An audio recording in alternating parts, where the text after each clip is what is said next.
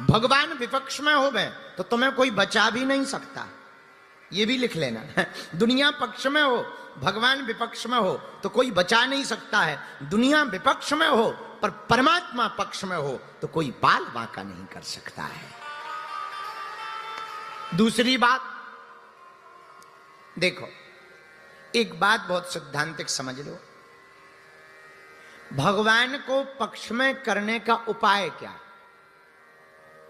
एक ही उपाय है, भक्ति। और वो भक्ति कहां मिलेगी?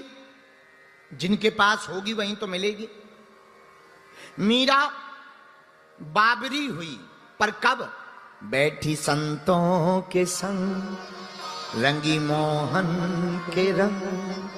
मीरा रानी दीवानी कहाने लगी, ऐसी लागी लगन।